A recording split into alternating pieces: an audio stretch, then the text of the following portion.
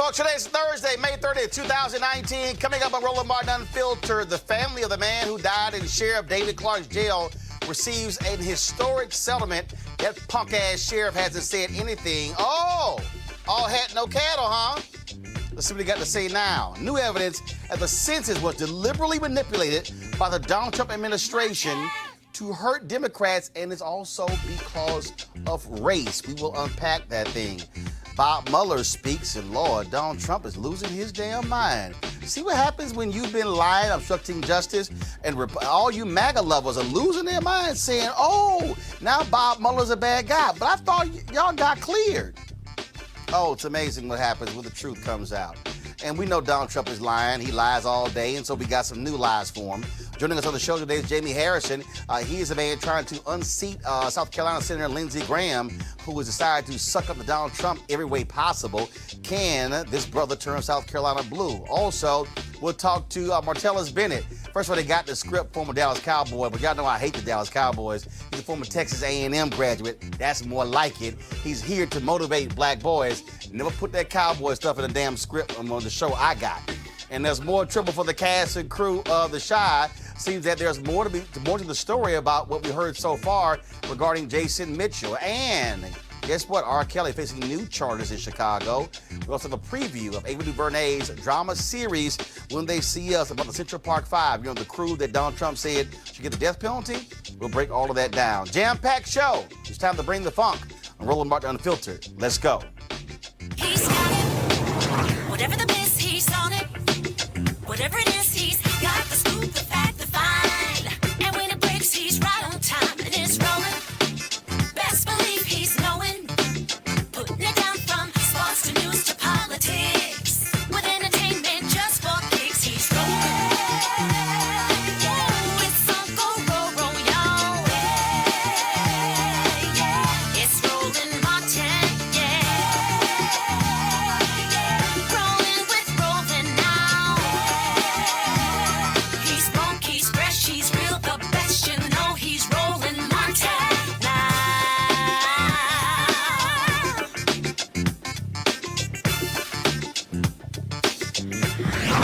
Martin. All right, folks. The former sheriff in Milwaukee County, David Clarke, has his inaction in his jail has led to the family of Terrell Thomas getting $7 million. Thomas died of dehydration in Sheriff Clarke's jail when he was denied water for 7 days. The family attorney described his death as torture. While in jail, his water turned off because he supposedly flooded another cell by stuffing a mattress in the toilet. Well, the water was never turned back on, and he died a week later. Now, of course, David Clarke is no longer the sheriff there, and, of course, he has nothing to say about this. It's no shock whatsoever. But this also speaks to the kind of treatment that we see in jails across this country. We want to talk about this here with our pal. Joining us right now is a former NFL player, Texas A&M player, Martellus Bennett, Dr. Greg Carr, Chair, Department of Afro-American Studies, Howard University. Also joining us is Teresa Lundy, founder of TML Communications, and, of course, the loudmouth himself, the loudmouth Kappa, A. Scott Bolden, former chair, National Bar Association, Political Action Committee. But there's two alphas here, so we'll keep the little Kappa in order. I want to start. So stop talking. Here's the thing that's crazy about this here. Here you got Sheriff Clarke running his mouth, talking about being a fiscal conservative, loving Donald Trump. And now the Trump people have actually kicked him to the curb. And he's such a whip, he even blocked me on Twitter because he don't want to debate me like the other Fox News people. But this is a guy, he literally kept water from this guy. This guy was over the jail, and he didn't care. He didn't care. This brother died. And, in fact, 4 people died in his jail under his leadership watch. I mean, it's ridiculous. He's shown that he has no regard for human life. He's got a long track record of abuse. Last time I saw David Clarke, he was sitting in the studio when you posted him up in there. He didn't know you were going to call him online in the air. And he just turned around, and at one point, he kind of smiled. He broke character. He knows this is wrong. Fortunately, a court of law also has, enforced that it's wrong. But this just it really speaks to the deep cynicism in the GOP at this point. And they'll use anybody until they won't. Ben Carson's probably next. They're going to kick them both to the curb. Martellus, we got a bunch of other stories of, again, people being beaten, attacked in prison. And there's just this gross disregard for people who are in prison. And unfortunately, too many other people say, oh, they deserve to be there. Who cares? Even though they might be in prison, they're still human beings. Yeah, I think there's a people, when they look at someone for what they did, they don't really think about growth. You think about reform, prison reform, or you think about the ability to change people and how people could change. There's nothing's put in place for grow people as they're in prison. They go there and they're forgotten. They get lost in the shuffle. There has to be something where they continue to be educated and continue to grow as people. That's the biggest thing. Like, no one should really be punished forever. They could learn and they could grow, and they should be able to show how much they have grown and how much they have learned. Well, you can't learn and grow here because he's dead. Well, you need, it's interesting you talk about growth, but the reality is the captors, the oppressors, the police, the prosecutors need room for growth too, because none of this is personal. And, as a former prosecutor from New York and criminal defense lawyer, when I would have clients who would come in and clearly look like they've been abused from head to shoulders and what have you, we would ask the pictures be taken of them in court. This happens every day in courtrooms and jails across this country. You just don't necessarily hear about it, and that needs to be reformed because I can see it, I can report it, I can put it on the record and what have you, but these prisoners, these young kids, older prisoners, you name it, that are processed through the court system, or they're at Rikers Island and come, they're not only abused in prison, but abused on the way there, and because they're prisoners, because they are accused of having crimes, nobody really cares. And their public defenders are very limited as well. And then the prosecutors, if you care, that's one thing. Most really don't, de facto don't. And so they're caught up in this political and criminal justice vortex that won't let them go. They get lucky if they can get out, if they have money for bail, or if they beat the charge, right? That alone should be enough for them not to go back to prison. Teresa, what you're dealing with is, again, we have a society in this case where this fake black man, David Clarke, treated inmates as if they were nothing. Sort of like Sheriff Arpaio in Arizona. It's probably who he wanted to mile after. This guy's dead. This is not somebody who was injured, went to the hospital. He's dead. Right, and Sheriff Clarke treated them as they were slaves, treated them, these prisoners, these humans, these brothers, these nephews, like they were forgotten, like they were lost, like they went to sentence and then they pretty much got sentenced to death under his ruling. So when I see the GOP kind of toss him to the side and by the waistline, I'm actually glad, because I hope it's a wake-up call to every African American that is under the GOP, especially as the administration signed a criminal justice bill, but as we can see that it's trickling down to some of those law enforcement agencies. Is absolutely it's not even at the state level, and they're more state prisoners than federal prisoners. And of course, we haven't heard anything from Candace Owens or the other black people who love running their mouths. And you won't, because I think everybody's taking a reevaluation of themselves, especially African Americans who are a part of the not GOP. Them. I mean, no, they're not. I'm no, they're not. Because they're Teresa, silent. no, they're not. No, they're not. We don't know what they're silent because they don't want to speak to this issue because it speaks to their gross negligence. And also, it also shows all these fake-ass conservatives who care about tax dollars. That's $7 million of taxpayer money. Yeah. See, they love talking about fiscal conservatism, but they don't care when Chicago spends $500 million on police settlements. They don't care when New York City spends almost $1 billion on police settlements. We can go on and on and on. They don't care about any of that because, again, and they also don't care because they're also these fake-ass pro-lifers. See, don't tell me you pro-life when it's a fetus, but then you not pro-life when somebody dies in a jail. And so that's why they're silent, because they have situational ethics and situational morals. That's the deal. Greg, final comment before I go It's interesting. There are about 1,250 majority black controlled cities in this country. I mean, run by black mayors, about 1,250 according to Pew and some other. Milwaukee is one now with a plurality of black people. What we're seeing around the city is as black people gain control of some of these municipalities, you begin to see black political power begin to. Well, this is like this? Well, this is what I'm saying. Okay, stop. First of all, this is one of the city. He was sheriff of the county. Right, but this is what I'm saying. No, it's not the same. No. What I'm saying is that you can have a black city, but then if you have other counties that are predominantly white, that's how he was able to win. That's where I was going. Because Milwaukee in the county and then the state of Wisconsin, a so-called swing state where you see this gerrymander issue, all these things we've been talking about.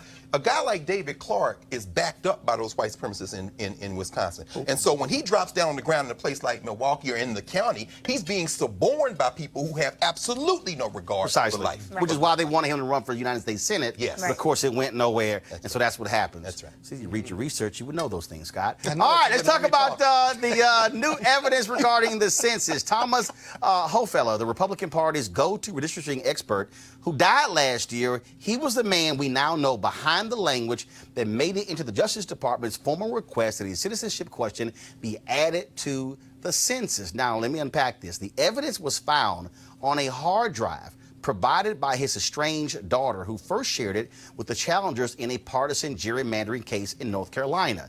Documents show the Trump administration's purpose in putting the citizenship question on the upcoming census was not to help Hispanic voters under the Voting Rights Act, which they have lied about, but rather to create policy that would be a, quote, disadvantage to the Democrats and advantageous to Republicans and non-Hispanic whites. Now, this is a huge issue because the Supreme Court is going to decide this case. Trump folks have been lying. Y'all supposed to play the Trump Lives Matter stinger because they've been lying. They've been lying.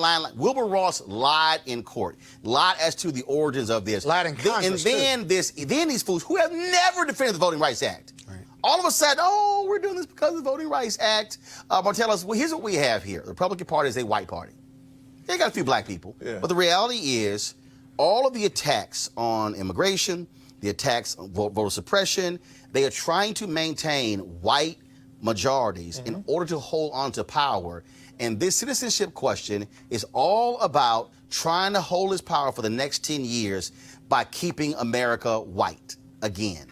Yeah, a lot of, just through the history of time, everything has been to suppress the voters of color. No matter what color, black and brown people have not had to.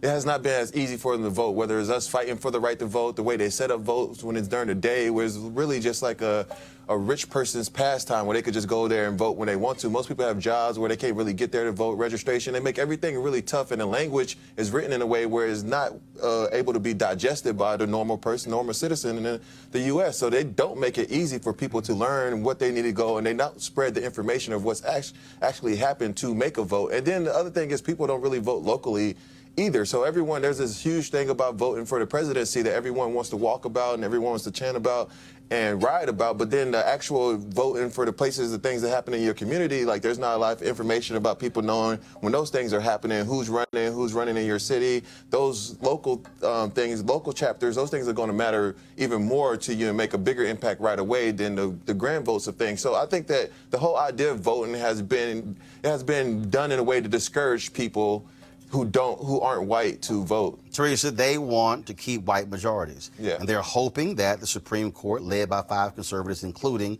that so-called brother Clarence Thomas, not yet, and I'm saying so-called for a reason, and I'm questioning, I will question because of the positions that he takes, and they're hoping the Supreme Court will allow this citizenship question, and we know it's BS, and we also know that as a result of this, they lied. This guy wrote a memo, and they actually took the section in his own words and placed it in the Department of Justice's letter to justify this question.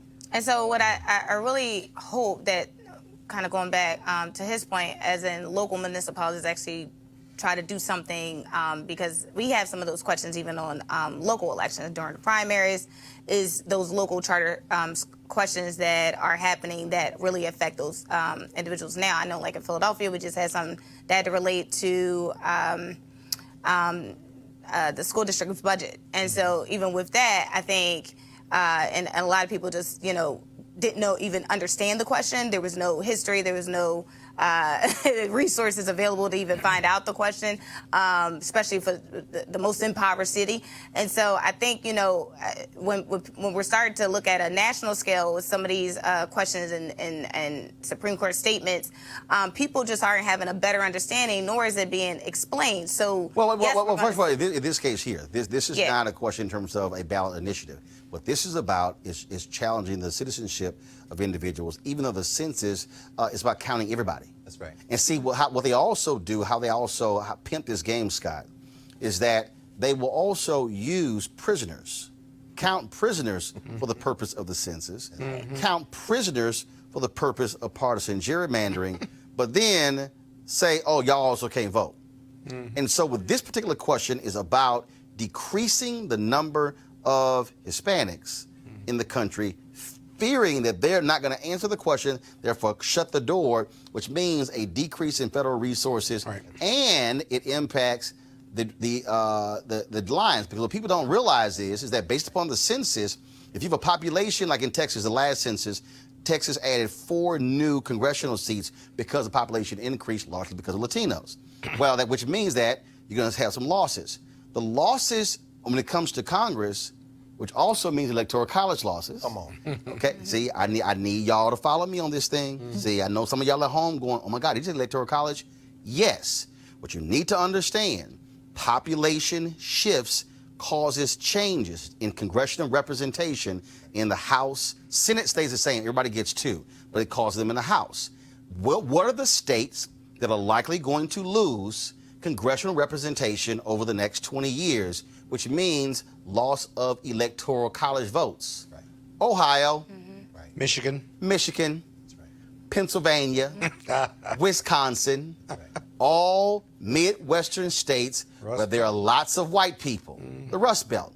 And so for the people at home who, especially some of y'all Negroes out there who are like, oh no, we shouldn't be counting these folks, this is about protecting white interests. But everything has always been about protecting white interests. Oh no, absolutely. But, Right. oh, no, absolutely. But what this is, Right. what this is, Getting it in print. but what this is, because in 24 years we'll be a nation majority of people of color. Exactly. Yeah. What they're trying to do is slow that down. So they're saying, hold up, we know this thing is changing. We know the annual white death rate in 10 states is actually higher than the annual white birth rate. But what this is about is how do we codify this?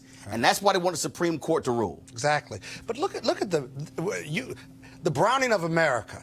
What is fascinating about this in a negative way is how the GOP and other white organizations are systematic in their effort to combat politically, business-wise, economically, socially, combat the browning of America.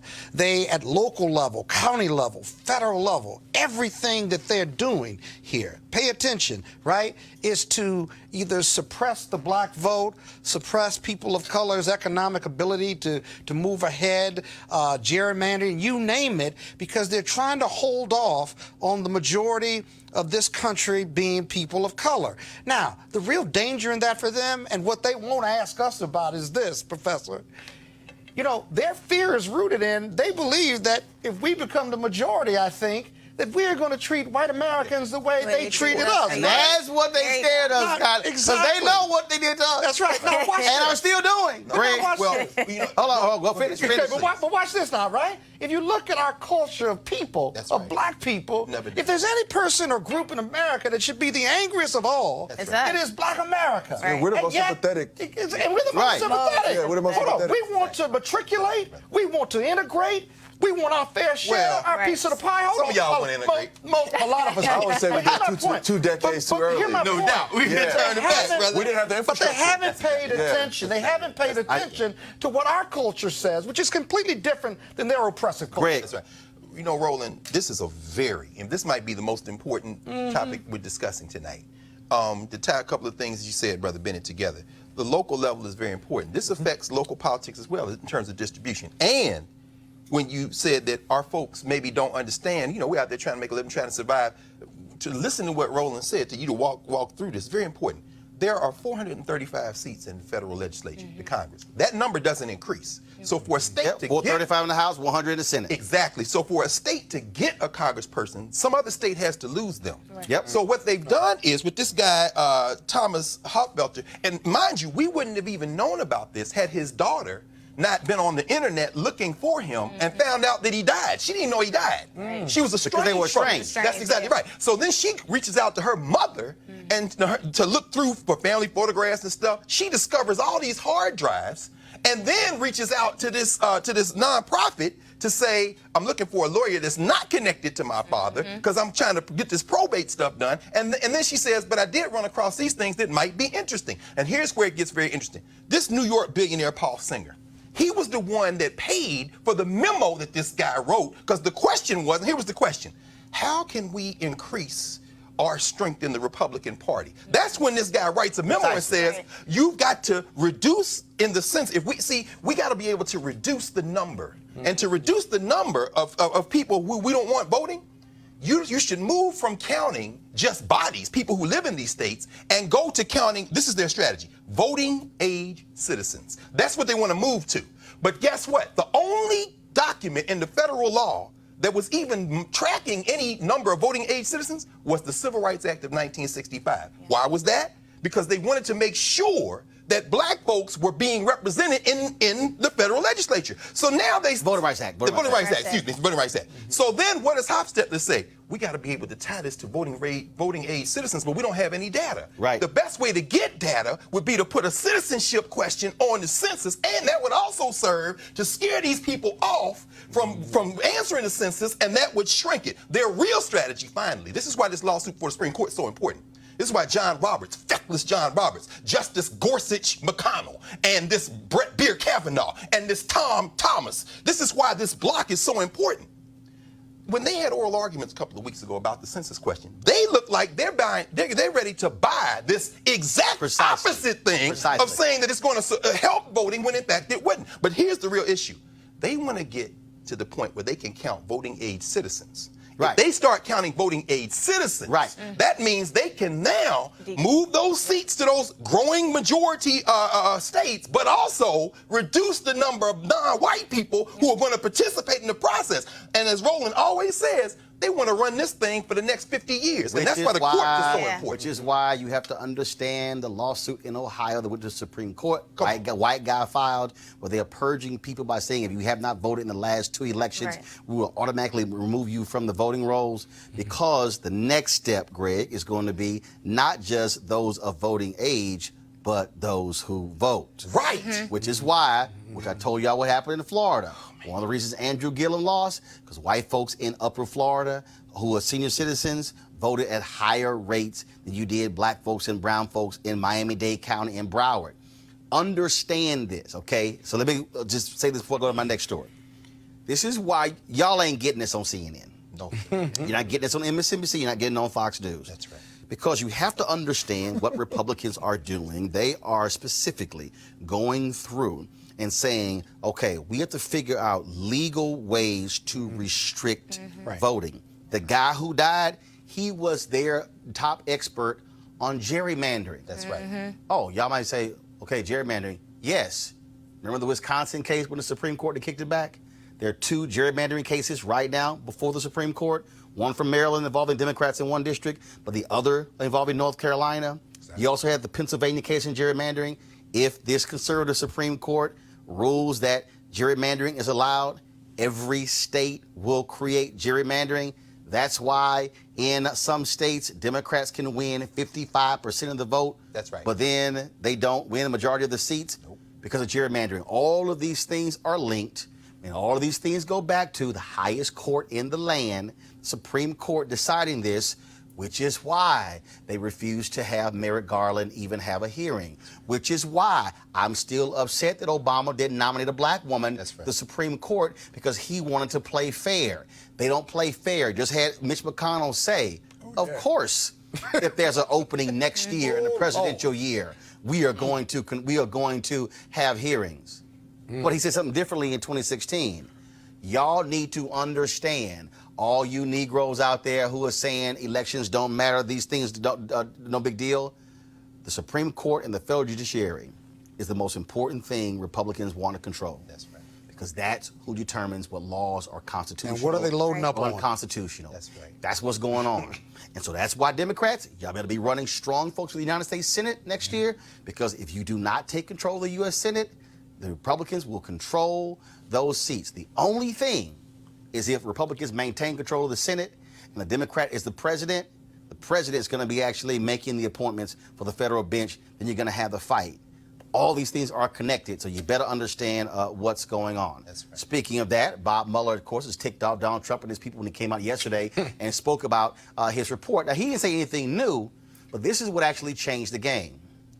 By him speaking and by him countering what Barr said, the Attorney General, he has forced the conversation back to the report, the one that people didn't read. Press play. Now, I have not spoken publicly during our investigation. I'm speaking out today because our investigation is complete. The Attorney General has made the report on our investigation largely public. We are formally closing the special counsel's office, and as well, I'm resigning from the Department of Justice to return to private life. And as set forth in the report, after that investigation, if we had had confidence that the president clearly did not commit a crime, we would have said so. We did not, however, make a determination as to whether the president did commit a crime. It explains that under long-standing department policy, a president cannot be charged with a federal crime while he is in office. That is unconstitutional. Even if the charge is kept under seal and hidden from public view, that too is prohibited. The special counsel's office is part of the Department of Justice, and by regulation, it was bound by that department policy. Charging the president with a crime was therefore not an option we could consider. All right, I got to deal with this, y'all. Okay, I got to, because this is really like pissing me off. It's really ticking me off. I'm sorry. Last I checked, I've read the Constitution. There is nothing. There's nowhere in the United States Constitution that says a president cannot be indicted. Nowhere. You can't find it. What he's talking about, Scott, is a memo that was written by the Nixon Department of Justice in order to ensure Nixon didn't get indicted. Come on. And all of these people are acting as if this is like manna from heaven, like God told Moses, here are the 2 tablets, and you can't indict the president. It's a bullshit memo. Right. I wish we had it for some Written by Nixon. Nixon supporters. Well, remember who ended up the Attorney General in that Nixon Justice Which Department? one he fired to? No, I'm talking about the one who said he would do whatever Nixon wanted. Robert Bork. No. William Rehnquist went over there, and Bork was over there, and John Roberts clerked for William Rehnquist. See, these people think generationally, but let's think about this for a second. It's very important what you just raised. Mueller believes in America to a fault.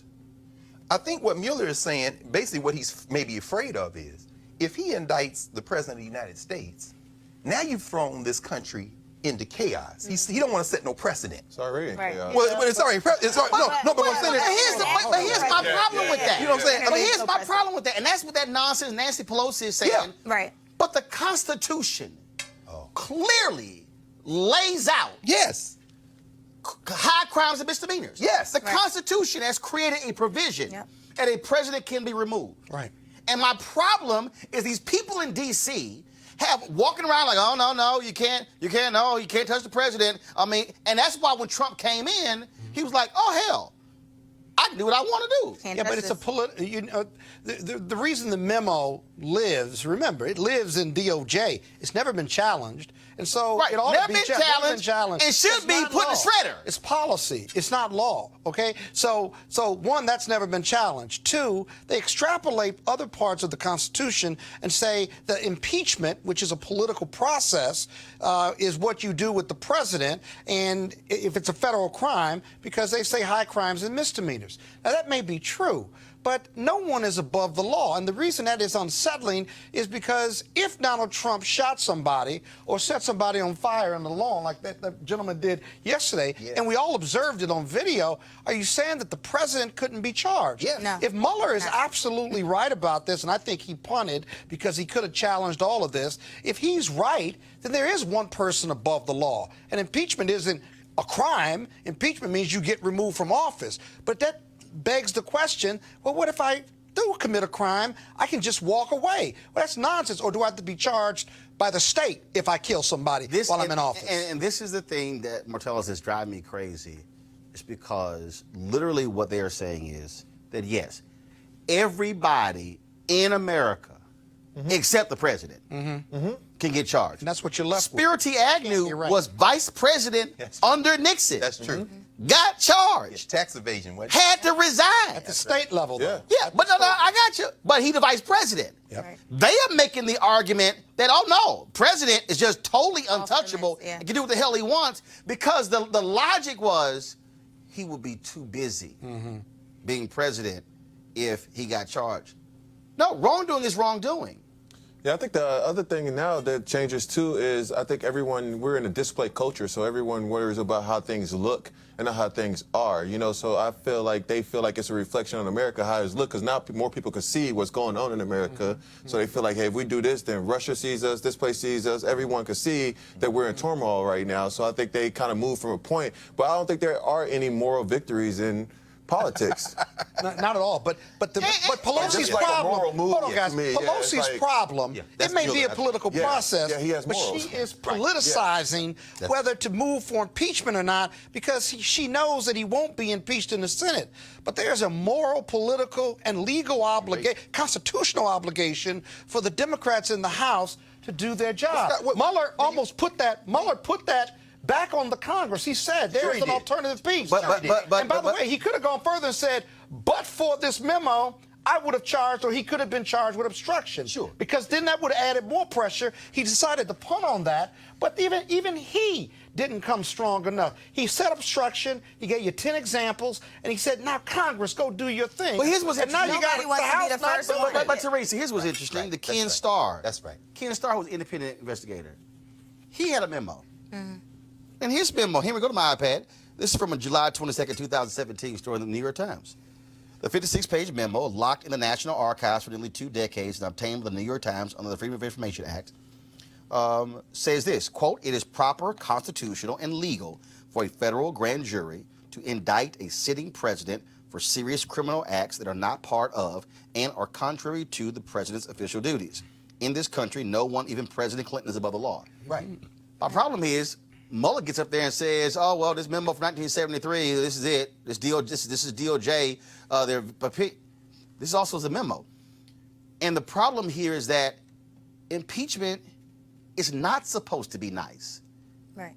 Impeachment, Or easy. Impeachment should tear apart the country It should be because uncomfortable. it is the highest to say that we are going to initiate impeachment proceedings against the president of the United States, and then to listen to Democrats.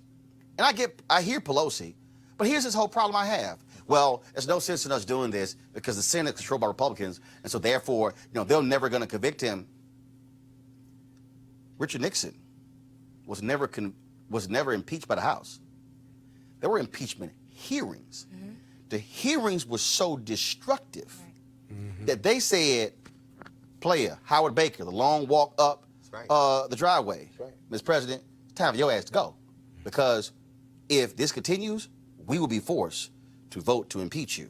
Nixon resigned before there was even a vote. Right. I hear Pelosi's point, but I'm like, what are you talking about? So what? The hearings allows the public to actually listen to what's in the report. We deserve and that. listen to witnesses. Ideally. And what happened? Yeah. It was in the low 30s approval ratings, the numbers to impeach Nixon. By the time they got through those hearings, it was above 50+% because the public was like, he did what? And he did what? And he did what? Oh yeah, he got to go. And that's why, and so, and again, so to listen to them, because what the Democrats are trying to do is, if we could just wait for the election. That's what Obama did in 2016.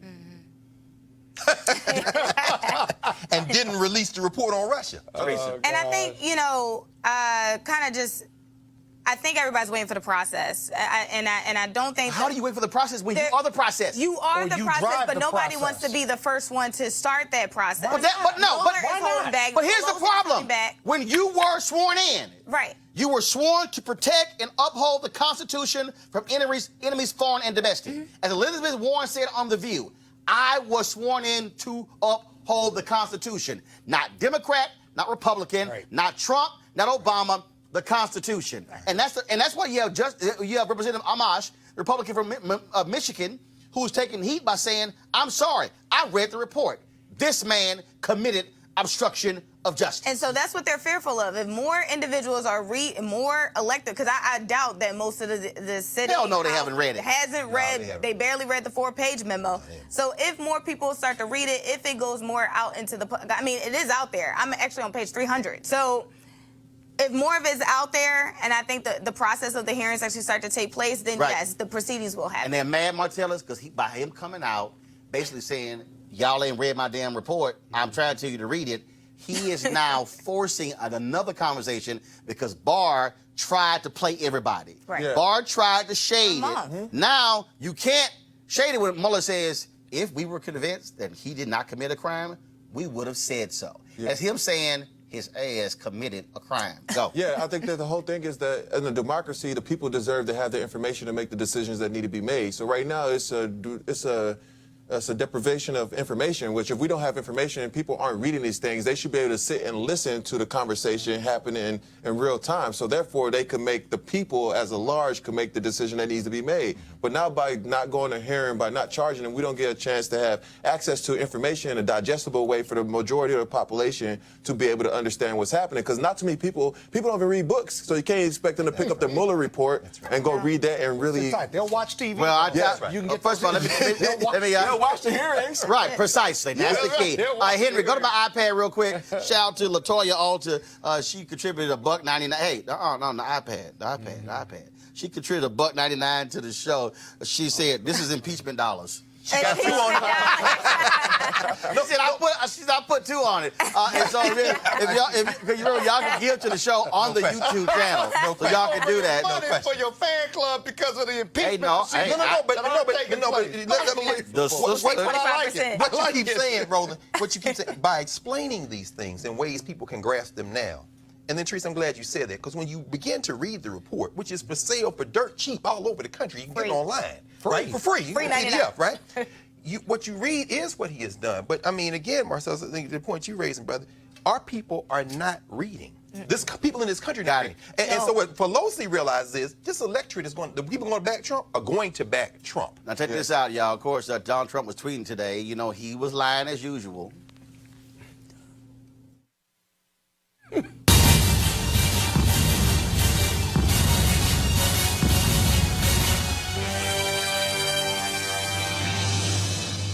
He kept denying Russia helped him, but then guess what? His little sticky fat fingers all of a sudden said what the truth was. This is what he tweeted this morning. Russia, Russia, Russia. That's all you heard at the beginning of this witch hunt hoax, and now Russia has disappeared because I had nothing to do with Russia helping me get elected. Ah! It was a crime that didn't exist, so now the Dems and their partner, the fake news media, blah, blah, blah. But then he tried to backtrack, y'all, so then he tried to send this tweet out. Actually, no. He, first of all, deleted the tweet, tried to send another one, then he realized, well, damn, that really didn't do the trick. So then he started to hop in front of the cameras. Watch this. No, Russia did not help me get elected. You know who got me elected? You know who got me elected? I got me elected. Russia didn't help me at all. Russia, if anything, I think helped the other side. What you ought to ask is this. Do you think the media helped Hillary Clinton get elected? She didn't make it. But you take a look at collusion between Hillary Clinton and the media. You take a look at collusion between Hillary Clinton and Russia. She had more to do in the campaign with Russia than I did. I had nothing to do. And by the way, that's one other thing. If you look, this was all about Russia, Russia, Russia. They don't talk about Russia anymore because it turned out to be a hoax. It was all a hoax. But your little fat finger says something different. Sure. Bottom line is, you're lying. You're lying. Mueller yesterday said a foreign country did in fact interfere with our election. Mm-hmm. We know for a fact that Russian hackers access the voting records of 2 counties in Florida. For some reason, they won't tell us what those counties are. We know for a fact that he and his cohorts, his campaign, they were trying to meet to get dirt on Hillary Clinton. You are a liar. You're an orange liar, but you're a liar. And they're going to accept it. That's why every time he lies, y'all, we will use hashtag Trump Lies Matter. Now, speaking of lying, there's nobody who has lied more to help Donald Trump than Senator Lindsey Graham of South Carolina. In fact, he has absolutely embarrassed himself. He should never call himself a friend of Senator John McCain again, because what he has done to suck up to Donald Trump is actually shocking, stunning, and pretty pathetic. And the person who says it's time for him to go is Jamie Harrison. Jamie, a top official in the Democratic National Committee. He joins us right now. He announced that he is running for the United States Senate in South Carolina. Jamie, you got an uphill battle, of course. You're in a red state. A lot of black folks, but you still got a lot of white folks who wave their Confederate flags. Lindsey Graham, of course, has been reelected several different times. What will it take for you to beat Lindsey Graham in South Carolina? Yeah, Roland, I tell people this whole red state, blue state stuff is an excuse. I mean, think about Maryland, think about Massachusetts, think about Maine. Those are quote unquote blue states, but what do they have in common? They have Republican governors. So the Republicans don't cede anything to us, so why the hell should we cede anything to them? We are going to fight, and we're going to give Lindsey Graham the fight of his life because we're going to start talking to the people. We can spend all day talking about Lindsey, but it's, Lindsey is just part of the problem. These people in South Carolina are going through something on a day-to-day basis. I was just in Denmark, South Carolina this weekend, handing out just bottles, hundreds of bottles of water to people because the government, the local town, had been putting chemicals in the water for 10 years.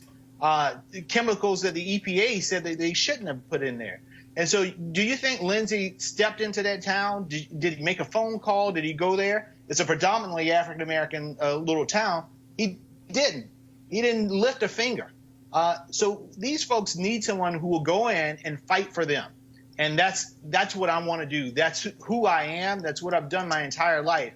And that's what I'll do as the United States Senator. You also have a guy. You also have a guy right now who we have video of him talking about impeachment, talking about high crimes and misdemeanors. Now he's saying that Democrats led a rectal exam of Donald Trump and that Mueller should move on and so should we. I mean, did he kind of forget what he had to say? Does he have dementia? Does he have Alzheimer's? Well, Roland, I don't know if you've seen my video. We kind of highlight some of the back and forth between what I call Lindsey 1.0 and Lindsey 2.0. And the Lindsey 2.0 is in essence a overpaid a golf caddy. I mean, this is a guy who will say any and everything because he believes that he needs to touch the emperor's robe in order to have power. The sad part is that he doesn't use any of that power to benefit the people of South Carolina. Again, it's going to be a huge race. You got to raise a lot of money. You got to go across that particular state. I'll ask you this. I asked Bernie Sanders a question. This is the last question. Are you going to go look broke white folks in the eye in South Carolina and say, your education is bad, your health care is bad? Why are you going to vote for a guy who wants to get rid of the very health care that's actually saving your life? Yeah, I am. And you know what I'm going to do, Roland? So in South Carolina, 4 rural hospitals have closed. And it's because the Republicans refuse to allow Medicaid expansion. Lindsey Graham has his health care bill, Graham Cassidy, that he made up in the barbershop with Rick Santorum somewhere in Washington, D.C. But what this means in these communities is that if you have complications with diabetes, you have a stroke or you have a heart attack, doesn't matter if you're black, white, Latino, doesn't matter if you voted for Donald Trump or you voted for Hillary Clinton. It's a matter of life and death. And so in the cause of it is the Republicans who refuse to allow this healthcare to happen in these communities. I'm going to fight tooth and nail, and I'm going to educate the people of South Carolina because that has not happened here in well over a decade about what these guys are doing on a day-to-day basis to take their taxpayer dollars and give it to other states. All right, folks. Jamie Harrison, good luck. We appreciate it, and look forward to having you back. I appreciate you. All right, thanks so much. Thank you, man. All right, folks, got to go to a break right now. We come back at Roland Martin Unfiltered. We'll talk with Martellus about his new book. All of that, Roland Martin Unfiltered. Back in a moment. You want to check out Roland Martin Unfiltered? YouTube.com/Roland S. Martin. Subscribe to our YouTube channel. There's only one daily digital show out here that keeps it black and keep it real. It's Roland Martin Unfiltered. See that name right there? Roland Martin Unfiltered. Like, share, subscribe to our YouTube channel. That's youtube.com/Roland S. Martin. And don't forget to turn on your notifications so when we go live, you'll know it. Hey guys, they're back. MarijuanaStock.org has another great investment opportunity. If you were lucky enough to invest in their last crowdfunding campaign, you know they raised a lot of money in just a few months investing in legal marijuana farms. Those additional investors now own shares of a publicly traded company. They're on fire. Now, of course, many of you missed it the first time. Now you have a second shot. They have a new investment opportunity that is as good or, if not better, than the last time. I'm talking about industrial hemp CBD. For those who don't know, the hemp plant is the cousin to marijuana with a much higher concentration of CBD, which means hemp CBD gives you all of the medical benefits of marijuana without getting you high. Until recently, hemp farming was practically illegal in the United States and heavily regulated by the DEA. However, the 2018 Farm Bill recently passed in Congress, making it legal to grow hemp CBD in the U.S. and creating one of the largest commodities worldwide. They need land to grow all of the plants. This makes for an incredible investment opportunity, and that's where our good friends at 420 Real Estate come in. Their business model is simple. They buy land that supports hemp CBD grow operations and lease it to licensed hemp-paying tenants. Now, that's right. They are hemp CBD landlords, and you can get in on the action. You can invest in this crowdfunding campaign for as little as $200 up to $10,000. Like I said, you don't want to miss out. You should certainly join the folks who are investing. You can go to marijuanastock.org, marijuanastock.org, to get in the game, and you should do it now. All right, folks, let's talk about a book written by Martellus Bennett, who's on our panel here. Is a letter of encouragement to all the brown-skinned boys around the world who feel like sports are all that they have. He believes that the things that make these boys great on whatever playing surface they choose will make them great in life. And so let's talk about his book right now with Martellus. So first of all, where did the book idea come from? Well, I originally wrote this poem watching the Alton Sterling incident. I didn't really, usually when I get lost for words, I usually turn to my art, whether it's painting, I paint those moments, or I kind of paint the way I feel to translate, to communicate with the world what I'm going through. So I wrote this poem originally then because when I see Alton Sterling, I saw myself. Saw my brother, that could be any of us, and I think that's a big thing about this world. For us, when we see things happening to black people, we realize that could be any one of us and anyone that we know. When the rest of the world sees that, they be like, oh, that's not you don't live there, or that couldn't be you in those situations. So that's when that's why I wrote the original poem. And it went, a lot of people loved it, and I put it online, and people were reading it to their kids. And I'm an experienced guy. I write children's book because I like to create moments for families to come together, because as a children's book, you just don't hand it to your little kid and be like, hey, go read this and come back and give me a book report. You sit down and you read it to them, bedtime stories or whenever you want to read. So I like to create those moments. But mainly, in my company, I focus on creating escapism for black kids, because I think escapism is one of the things that we miss out on the most, because when you get to visit other worlds, fictitious world that were built, you come back a little change and realize your world doesn't have to be the way that it is. And we don't really get to experience escapism. We don't get Star Wars, we don't get Hogwarts, we don't get all these other places that exist in the world. So that's how I come out make these things. But Dear Black Boy, to make a Dear Black Boy, I believe that the children are the landscapers of our tomorrow. Yes. So for me, I try to pave the way. I want to shape the world, what the world's going to be like that my daughter's going to live in the future. So a lot of the times when I'm working with kids and kids who look like me, look like her dad, and things like that, so that I could see the change happening as I go. So I felt like as a black man, people probably ask you, what sport do you play when they meet you? They don't really ask you what you're interested in and what you're doing or who you are. Which pisses me off. How many professional athletes do they ask? So what else are you into? Are you into painting and writing? When last time somebody asked you about your painting, brother, your art? No one ever asked me about those things, really, because I never saw myself as an athlete. I saw myself as a creative who had athletic ability, right? So I get mad when someone refers to me as a former NFL player, because I've done stuff for Disney. I've been on Forbes 30 Under 30. I've been Adweek's top 100 creators in the world. I've did TED Talks. There's so many other things that I'm a former of that you could mention that has nothing to do with the sport. And I feel like they value the black boy as an athlete in the world. So the black boy starts to see value in himself by the way they perform on the field. But what I try to get them to understand is that currency of athleticism is only valuable on the court, on a field. But once that game is over, being able to jump high does not matter in the tech industry. Right. Being able to run fast does not matter in the hospital. Well, it does kind of matter in the hospital because you can run to patients faster. But you got to be able to do something once you get there. Yeah, so for me, that value in the world, the world is more beautiful when the black boy dreams. And a black boy deserves the space to dream the dreams that they want to dream. No longer should we have to feel like they have to roll them a ball and say good luck. right? Everything is on the table. Everything is an option. Every opportunity exists for you. And it's hard because you don't see yourself represented in these different fields. Like we talk about politics.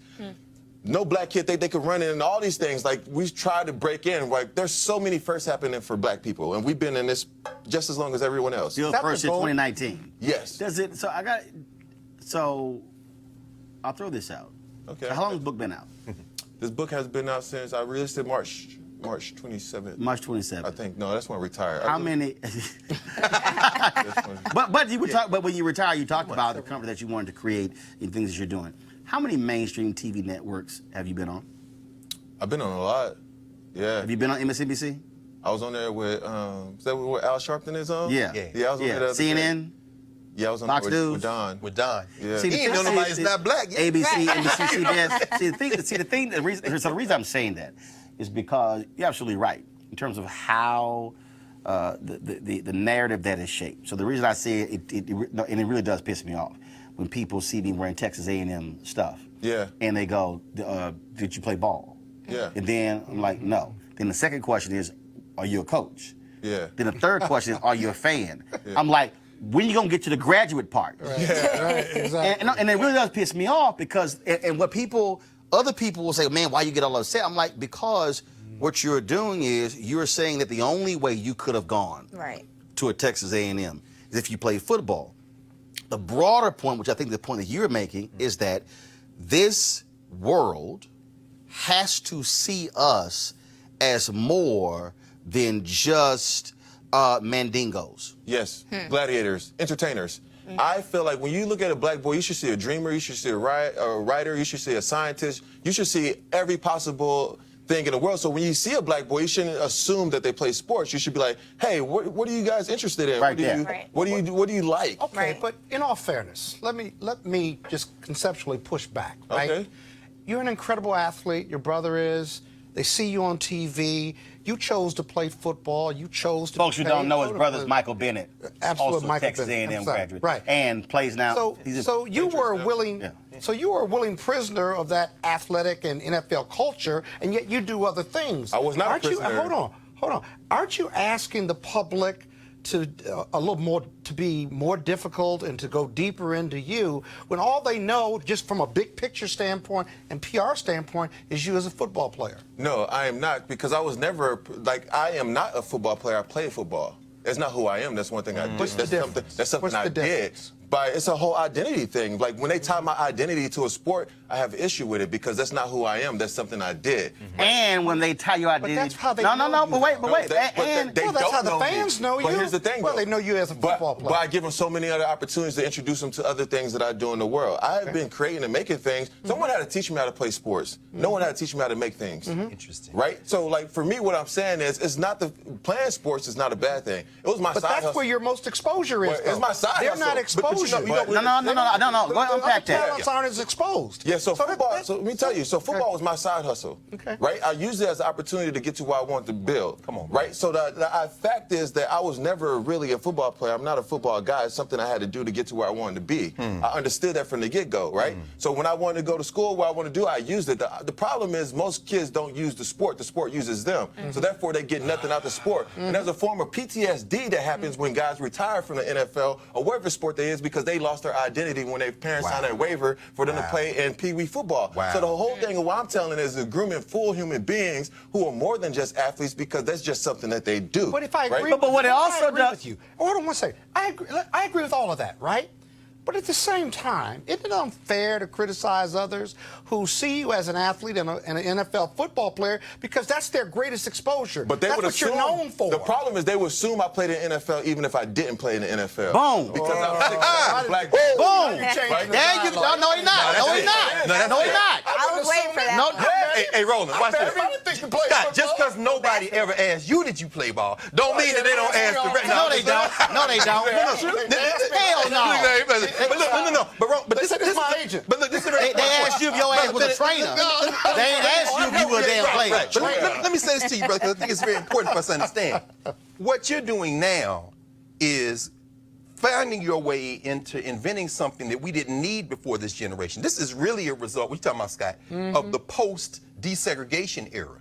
Because if you think about, let's go back even to Paul Robeson, or before that to Major Taylor and these cats. If you were an athlete in our community, you were in black institutions, which means you were also good in athletics, but you were also good in academics. And a lot of these cats went out and built companies and became lawyers and doctors. Right. After the 60s, where you see desegregation, when they began to cherry pick black athletes and put them in these white schools, the thing got inverted. So this generation now, Sustained. you have much more in common with a Bill Russell or a Paul Robeson, or an Althea Gibson, who was like that than you do. But what happened is now. I can agree. No, you had to invent it. Agree with this, bro. Wait a minute. Martellus, go ahead. Martellus, go ahead. Yeah, so what I'm saying is, like, there's, like, the thing is, like, when you limit a black boy to just thinking that sports is the only escape, right? There's so many kids who became doctors and lawyers this weekend that never got put on a pedestal, right? But the NFL, you see the draft, you see these kids. So you see people that you can relate to that make you believe, like, that's the thing that you could do. But once you don't see the doctors, you don't see the film directors, you don't see that stuff, but those people exist. That's right. But they have to be... Here's why. No, here's why. No, here's why, Scott. Here's why. Stop yelling. No, here's why. It's a Because you're not discussion. listening. I'm Here's listening, why. I can't Here's hear why. 'cause you're yelling. Here's why. Because when they do that, the problem is, to your point, when they see the person who is 6'7", who didn't play ball, they have now associated 6'7" and 250, 260, 270, 230 African-American, with male. oh, you play ball. Right. What you're saying is, no, y'all gonna look at me for me.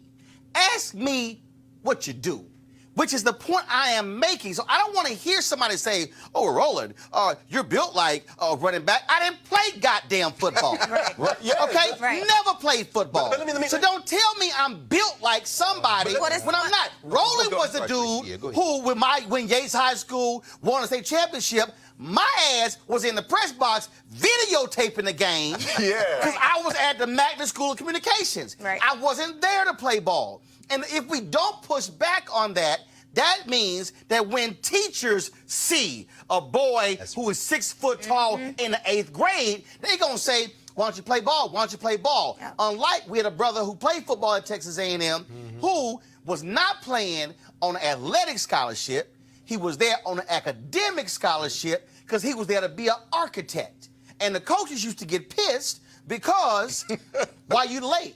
Because of the architecture project. But that's the issue, too, because now when black boys go to colleges, they go to these major universities, they push and discourage you to take on majors that take you away from the game. That's right. This has come to a problem of not bringing a whole human being. Like they say, what they usually do is say, they'll say school first, football second. No question. You see what I did right there? School first, football second. Hold on. Put the camera on Martellus. Put the camera. School first, football second. That's what they do. That's how they tell you. They show it to you. The whole idea is that when guys go to school, every black kid thinks that they're going to make it to the NFL. They're not. There's only 1,500 guys in the NFL. Come on, brother. 1,500. There's 100,000 And people. in the history, the number is even skewed. Right, no, but the point is, compared to only every year. I mean, every year. Like, exactly it. And, Right. see, and what I have been trying to do, so you take as a brother right now.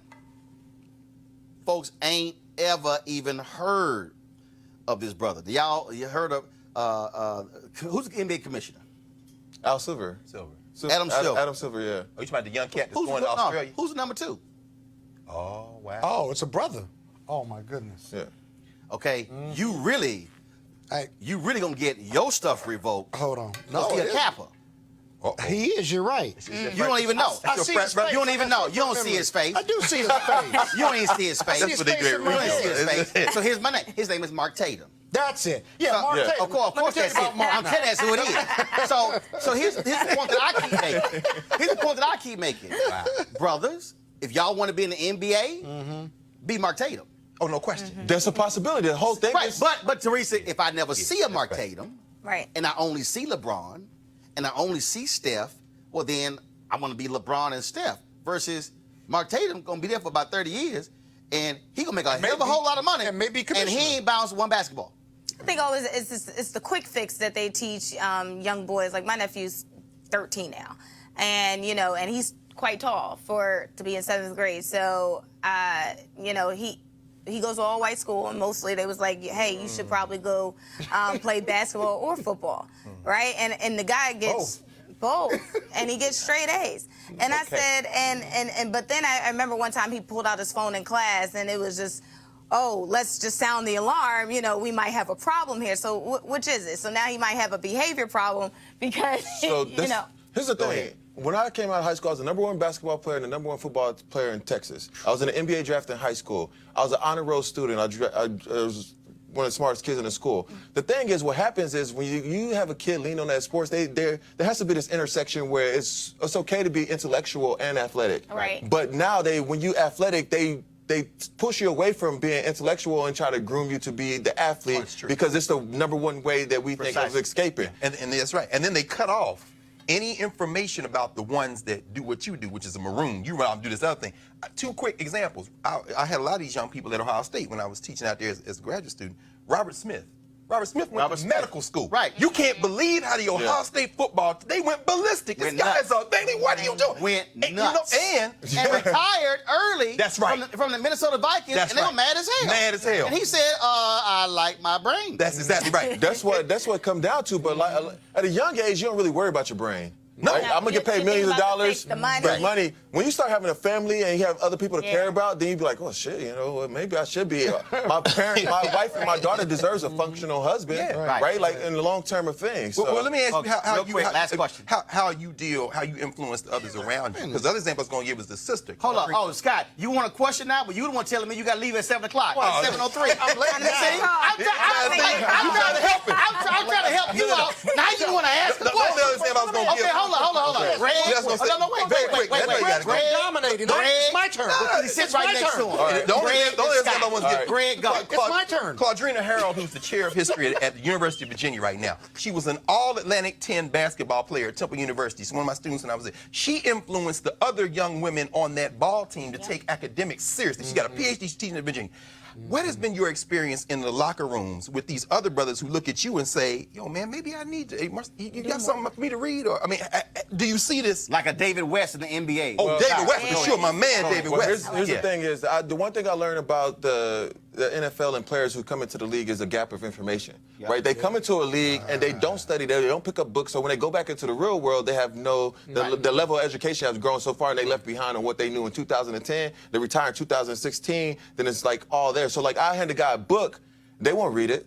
They don't like they have no thirst. They never had a thirst for knowledge. Right. You know, very few of them are actually by like, design. So let me ask you they this. don't want smart. Hold on. They don't want intelligent people. They want intelligent football players. So when they say a guy's smart, they're talking about his football IQ, not his intellectual IQ. Which is why Rosen, when he was in Arizona, one of the criticisms, even though he's white, it was like, he's too smart. Right. That's what knocked on me throughout the NFL. Really? I was a smart guy, and I was too smart. I had a coach tell me before a team meeting, come in and say, like, hey, Martellus, I'm gonna make some mistakes today. Can you like hold your questions or anything? Oh, no! Wait a minute. He didn't want you to shame him in the meeting because It's not shame. It's about getting the right information. No, Right. Right? Because if y'all lose, it's gonna be a fool. I don't think about it in a way of like combating and having a rebuttal. It's like, no, coach, I'm a note taker. And I learned to be a note taker because I was playing for the New York Giants. And our offensive coordinator was Kevin Gilbride. And he used to chew your ass out if you mess up, right? So we had this one play and Eli threw a lot of interceptions because he had to make these routes, right? But there was a play where we couldn't run a post against a quarters defense, whatever. I'm just getting a little deep, but because Hakeem Nicks was running a post on the backside. So in the meeting, he starts cursing at me and he's yelling. So I'm going through my notebook. I go back to June 3rd. This was like September. Brother. So he's going on to something else. I'm flipping through my notebook. I get to June 3rd and I'm like, hey, yo, coach, on June 3rd, you said we do not run a post if we have a post on the backside by the ex-receiver, and it's right here, and then he turned red, and Eli turned back to me. Eli was like this. My coach was like, hey, you got him. So I always like the information because I could perform the way I'm supposed to perform, and they'll throw shit on you when it's the rules that they taught you. Martellus, real quick question. Okay. How do we close the enlightenment gap? You're clearly enlightened. I can name a handful of athletes, whether I've represented them before or not, that clearly are enlightened, multifaceted, multi-talented, bright, capable, beyond football IQ. How do we close that enlightenment gap across the board with all athletes, African-American athletes? Yeah, I think in your opinion. I think it's about giving them the space to be who they want to become. Right? A lot of these guys are pushed into this direction and they never really get to explore the world. So when you don't get to explore, you cannot discover. right? So a lot of these guys never discovered things that they're interested in outside of the sport because they was never encouraged to explore things. So once you get to the NFL, this is all you ever wanted as a kid. Why would I explore any other avenue that could possibly, this is supposed to last forever, but then realize that the average career is 3.5 years. Right. If you're lucky. I played for a decade, right? And I ain't planning on playing for a decade. I almost retired after my 3rd year. But they could study other stuff while they're in the NFL. But they should. That's the thing. It comes back to time. But why would I study when I never studied? I never created the habits of learning or gaining information or seeking information when information is always given to me, or I got a pass to be able to play at a high level. And then we also have to own up to the reality that when you also have family, who is also, what happened to me in L.A., happened in L.A., and the sister at KJ she said, had a photo of her son on the wall. And she said, that's my first rounder right there. I said, what? I said, what did you just say? That's my first rounder. I said, no, that ain't your first rounder. Why aren't you raising him to be the owner of the team? Yes. Yeah. And she had never, she said, oh my God. I said, why are you limiting what your son can do? You are seeing him as a first-round draft pick. When my nephew Chris, when we took him to the Texans game, after the game, we're there with the players and other family members. And so Bum Phillips, not Bum Phillips, his son, Wade Phillips. Yeah, I play with Wade. Wade comes out. Yeah. Wade comes out and he says, Chris, how you doing? What position you want to play? I said, oh, no, I'm sorry, Wade. Here we go. No. Chris is being raised to be an owner. And Wade was probably like, that's great. Wade was like, wow. But I needed him to understand. Right. No, we ain't talking about linebacker, running back. And no disrespect to that, but I needed Wade to understand. Yeah. Here's the thing, though. This is what I like to call a social currency. Right? In our community, if a kid that has a great jump shot walks into the barbershop, we celebrate him. Great point. We put him up. If a kid who walks in as an honor roll student, they be like, oh, they'll come in like, that's the first round, he's going to be great. They don't come in with a kid who's an intellectual and be like, he's going to change the world. Come on, bro. He's going to start the next big tech company. They never encourage that way. That's right. But the athlete walks in, everyone's like, great game. Everyone shows up to support his game. No one goes to their spelling bees. No one goes to see the black kid that's doing the science fair, that's building the next tech robot or doing these things. So if you don't feel encouraged or empowered by your community, why would I stay in that field when my community celebrates this? Because every kid wants to be celebrated, and every kid deserves to be celebrated for what their genius is. Some kids are geniuses on the field. More kids are geniuses off the field. That's right. And they should feel like it's okay, and they should feel encouraged to dream the dreams that they dream. And it doesn't have to be, you don't have to play sports to feel like you're black. Which is why it was very interesting. It was very interesting when I graduated from Jack Yates. And to your point, we had a number of players who went on state championship football team, guys who ran track, and they had medals, UIL medals. Yeah. But when it was graduation, I was in school of communications. Yes, sir. I had 10 medals. Tops in television, tops in radio, tops in every single field. Was voted the best student whole school of communications. They gave medals for that. Oh, yes, we did. That's important. So that educators can do that. When that was graduation, the athletes had their medals. Right. Walked my ass across stage with my medals. And my deal was my jacket. We had Letterman's jackets. Academic achievement. For school of communications. See, that's critical. Mine says R. Martin, Mr. TV. Mr. T. That's fire. The deal. Mr. TV. Because the other students, I shot everything. They'd be like, here come Mr. TV. Yeah. Then that's why we go now back to reunion. They're like, damn, he did exactly what he was doing. But the key is, the cats who play ball, to your point, they're retired. I'm still doing while I was there. Because it's forever. Because your mind is, there your you athletic go. ability is going to lose it. You're going to lose your athletic ability. And every ball is going to go flat. But your life does not have to flatline when that ball goes flat. You dropped about 5 phrases. That's why I want all of y'all. That's dropped about 5 jewels. That's why I want all of y'all to get his book, Dear Black Boy. Where can they get it? Oh, they could get it on Amazon. Actually, I'm the publisher and the printer. Come on. I pick out the paper. No, but where can they get it where you get all of the money, not Amazon you can get it on the imaginationagency.com. Okay, so give it again. Theimaginationagency.com. Theimaginationagency.com. We'll tweet that out as well. Dear Black Boy, all of y'all should get your copy. We got to go, but I got to squeeze this one in because Martellus has never likely seen this segment. But we always have fun with this one. We done found another crazy-ass white person. No charcoal grills are allowed. I'm white. I got you, huh? Illegally selling water without a permit? on my property. Whoa! Hey! You don't live here. I'm uncomfortable. All right, y'all. So a Starkville, Mississippi couple was enjoying a holiday barbecue over the weekend when a crazy-ass white woman pulls a gun on them. Here's the video.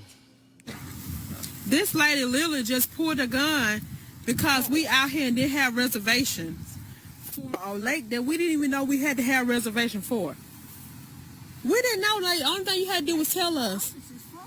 We didn't know, man. We didn't know. The only thing you had to do was tell us to leave. We would have left. You did not have to pull a gun. Well, I'm just telling you, you need to leave. We're leaving. Because it's under private ownership. Well, that's all you had to say.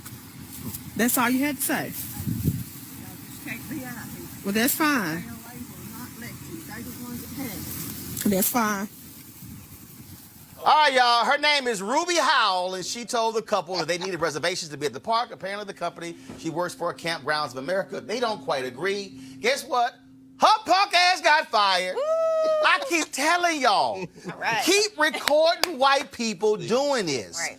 And what we should then do is go apply for her job. I'm telling you. We get the same rate. If the white people keep getting fired. We should just make a documentary. We should make a documentary about crazy ass white people doing crazy ass shit. Dude, this is turned into damn near daily segment. It's so ridiculous that it doesn't even make sense. I think what happens is change happens when you.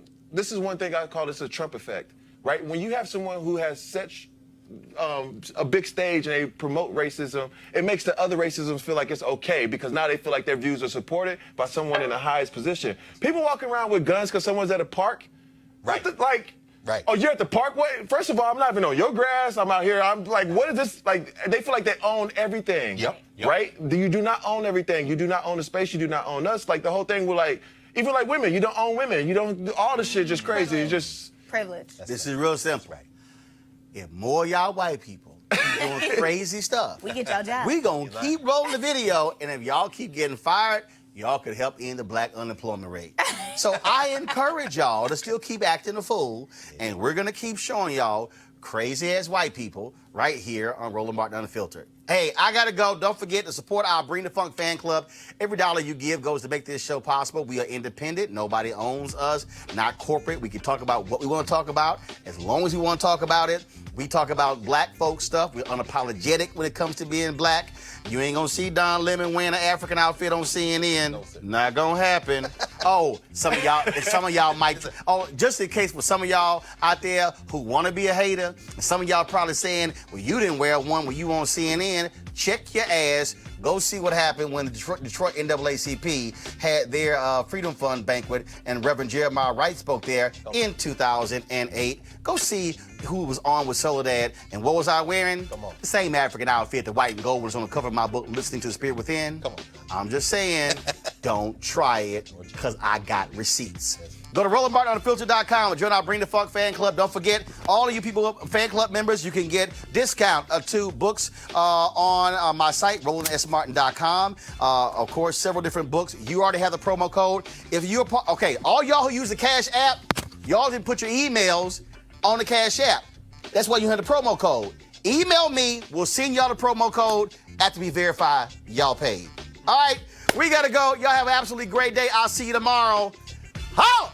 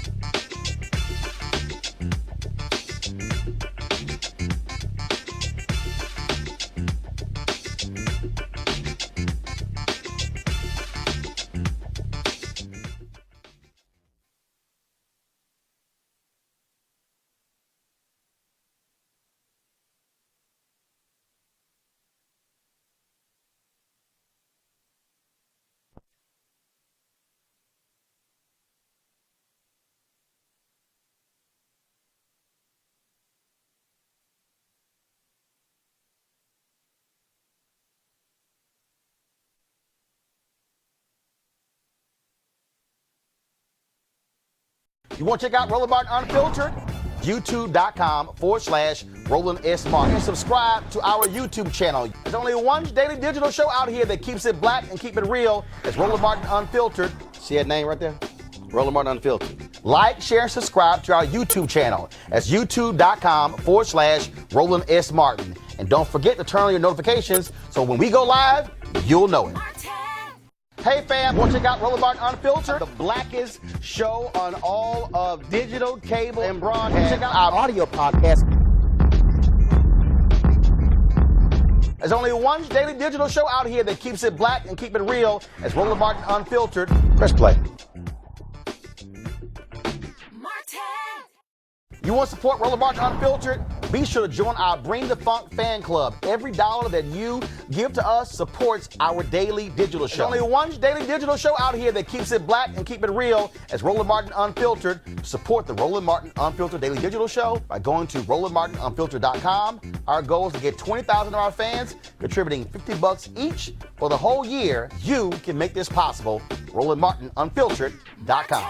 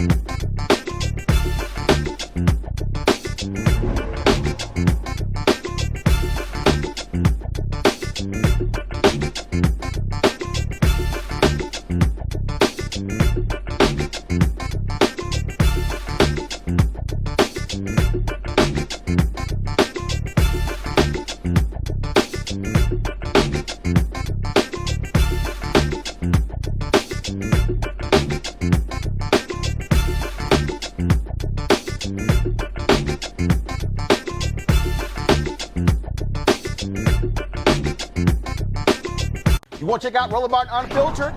YouTube.com/Roland S. Martin. And subscribe to our YouTube channel. There's only one daily digital show out here that keeps it black and keep it real. It's Roland Martin Unfiltered. See that name right there? Roland Martin Unfiltered. Like, share, and subscribe to our YouTube channel. That's YouTube.com/Roland S. Martin. And don't forget to turn on your notifications so when we go live, you'll know it. You want to support Roland Martin Unfiltered? Be sure to join our Bring the Funk fan club. Every dollar that you give to us supports our daily digital show. There's only one daily digital show out here that keeps it black and keep it real. It's Roland Martin Unfiltered. Support the Roland Martin Unfiltered daily digital show by going to RolandMartinUnfiltered.com. Our goal is to get 20,000 of our fans contributing $50 each for the whole year. You can make this possible. RolandMartinUnfiltered.com. Hey fam, want to check out Roland Martin Unfiltered, the blackest show on all of digital, cable, and broadcast. Check out our audio podcast. There's only one daily digital show out here that keeps it black and keep it real. It's Roland Martin Unfiltered. Press play.